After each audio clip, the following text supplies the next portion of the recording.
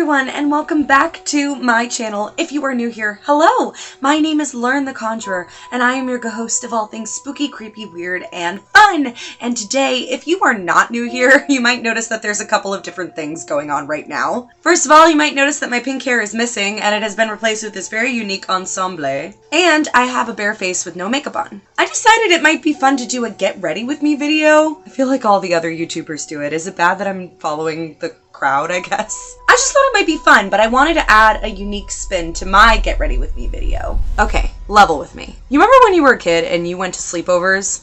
Sleepovers were fun, right? Like, back in my day, you get into the backseat of the car and you go to Blockbuster and you'd rent a really good Nintendo 64 cartridge and you get a bunch of candy and it was a blast. But if you went to the sleepovers that I went to, chances are you also had a few times where you stayed up really, really late and you talked about really spooky things. Spooky sleepovers. Now, I know a lot of people have also done things like, I don't know, used a Ouija board, for example, but we're not getting into that right now.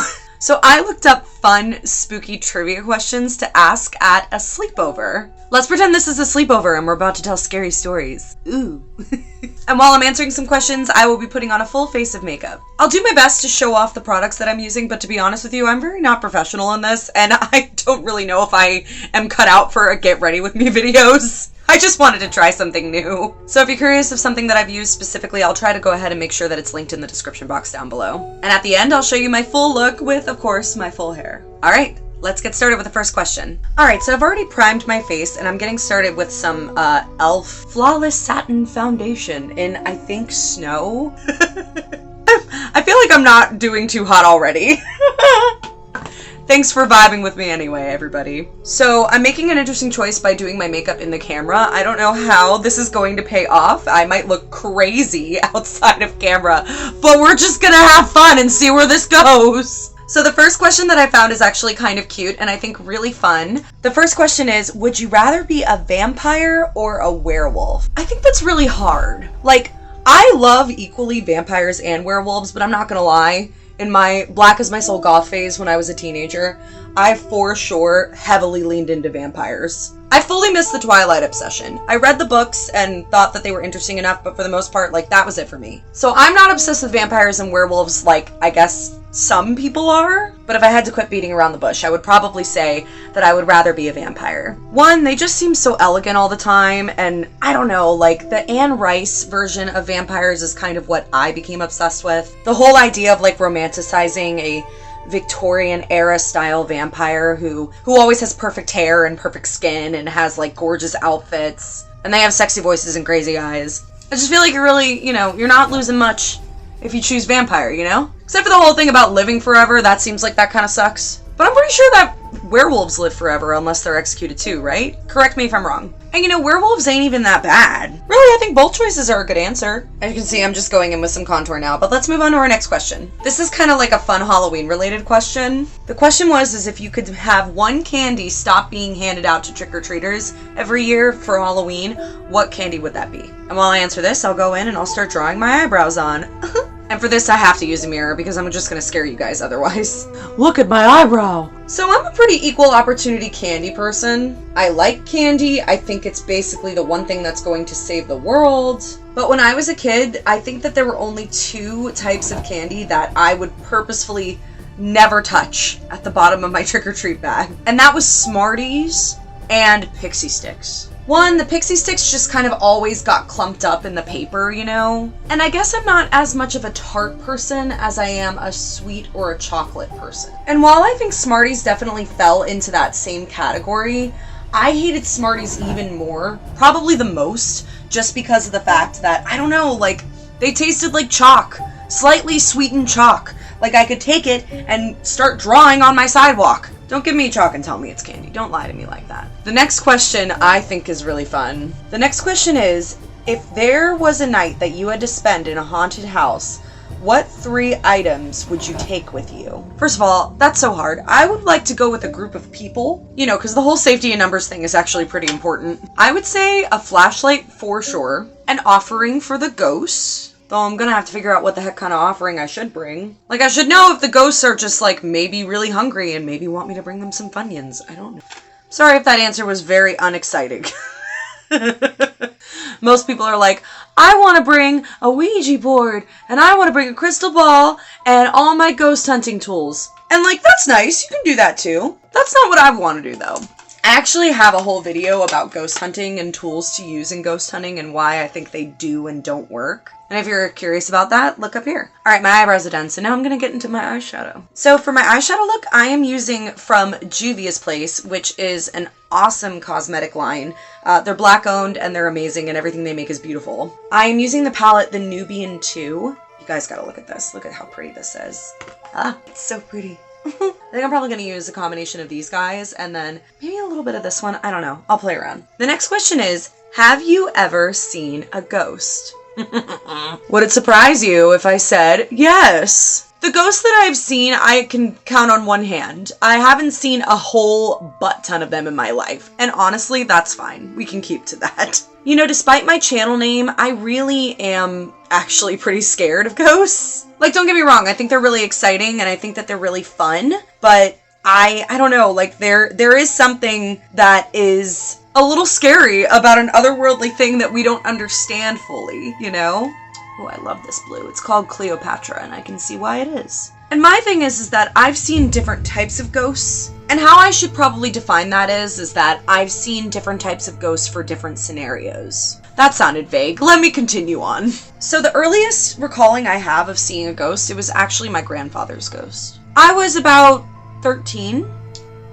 He had passed on a few months before I had witnessed this. I was very close to my grandparents on my mother's side. They lived right down the street from me growing up, and I spent a lot of time with them. And my grandmother passed on first, and that was really hard for me. I think death is hard for most children, but I couldn't understand it, and it was really hard. It was hard for my family, dark times. But anyway, I remember my grandfather, he lived for a few more years after my grandmother passed on, and when he passed away, he died at 86. He was, you know, very healthy and lived a very good life and did everything on his own right up until the end.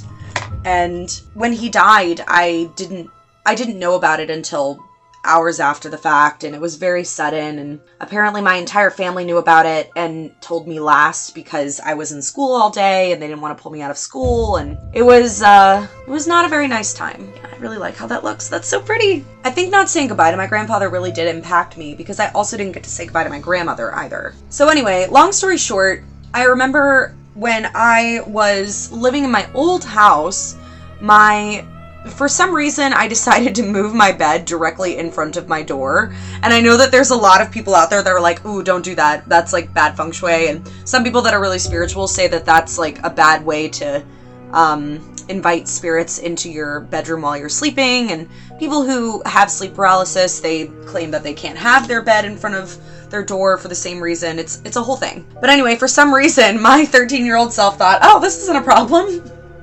Nothing's ever going to peek into my door while I'm sleeping. That's preposterous. I was sleeping one morning, and it was pretty early, like maybe 7 a.m. on a Saturday, so nobody in my house was awake. I remember stirring and looking up into the doorway of my bedroom, and when I did, I saw the outline of my grandfather peeking into the door. At the time, I kind of didn't really know what I was looking at, you know? A part of me basically forgot that he even died. It was so normal for me to see him in the doorway and to not be frightened at all by what was going on.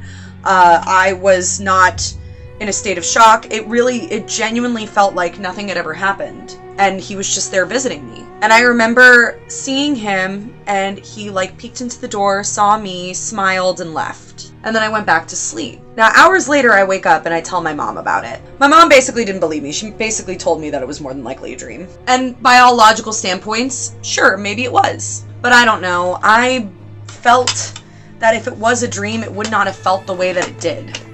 And it wouldn't have seemed so real. Because I was awake. I remember looking at the clock. It was 7:12 in the morning, I think. And seeing my room the way that it always is in the morning at that time. And it didn't feel like it could not have been real. And that entire thing stuck with me for years. To this day, I still feel like I saw my grandfather. And I feel like he was coming to see me to say goodbye to me. I think that he knew that I didn't get to say goodbye, and it was so close to my birthday, and it was just really hard. So to this day, I think that my grandfather came to say goodbye to me. And that was his way of telling me that he loved me and that he wanted me to be okay. And I would like to believe that. And I've also heard of other people having experiences where a past loved one comes back, and usually in their dreams, just to tell them that they're okay and that they love them. And I believe that it can happen. So that's my sweet little ghost story.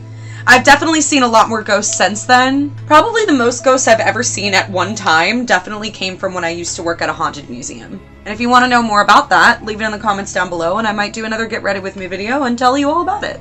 Okay, I just whacked on some mascara. Listen to me. Whacked on.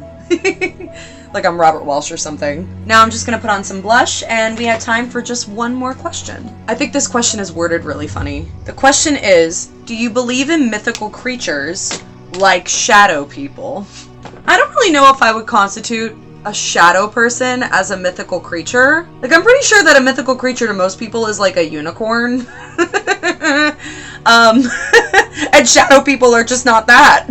They're so far from a unicorn. They're terrifying. I definitely believe in shadow people, for sure. I haven't seen, well, no, false. I'm pretty sure I might have witnessed a shadow person before, but I definitely haven't seen a full-fledged one, if that makes sense. Sometimes the haunted places that I've gone to, people claim that they've seen shadow people, or like mostly shadows in the corners of their eyes, and that is for sure what I've seen in the previous times that I've gone before. A lot of people who suffer from sleep paralysis see shadow people all the time, apparently. I don't suffer from sleep paralysis, but I imagine that it's pretty terrifying. I've had dreams that have made me feel similarly to sleep paralysis, but I don't think I've ever truly gone through what most people do go through. One of my very first videos that I ever did on this channel was conjuring canvases about the Hat Man, who apparently is like the big daddy of shadow people. If you're curious about that, you can check it out right here. The Hat Man sounds pretty terrifying, and to be perfectly honest with you, if I had ever witnessed anything that was remotely like that, I would live in fear for the rest of my life, honestly. If you've seen a shadow person before, go ahead and leave it in the comments. I'd love to hear your story. So now, obviously, I'm trying to put on my lipstick, and I can't really talk, so I'll be right back. And here it is, the finished look. It's kind of like going to a sleepover and then basically getting ready to sleep in beauty. You're not here for comedy. I should stop. But yeah, seriously, who puts on makeup just to go to sleep at night? Why did we do that as kids? I remember distinctly breaking into my mother's makeup for sleepovers and us putting all this makeup on and then falling asleep with it when we were like 7. Now that, waking up to that, that's where the real scariness is, kids. Anyway, if you like this look and if you like this video, feel free to let me know about it in the comments down below. And thank you so much for joining me for this new sort of adventure in Get Ready With Me videos. I would love to do another one of these again, so if you have any suggestions on what I should talk about, or if you want more questions answered, feel free to let me know down below. If you like this video, please make sure to give that like button a big thumbs up, and if you want to see more, please consider subscribing. Before I leave you, remember the rules of conjuring. Never play alone, never play in a graveyard, and always say goodbye. Goodbye, ghosties and ghoulies!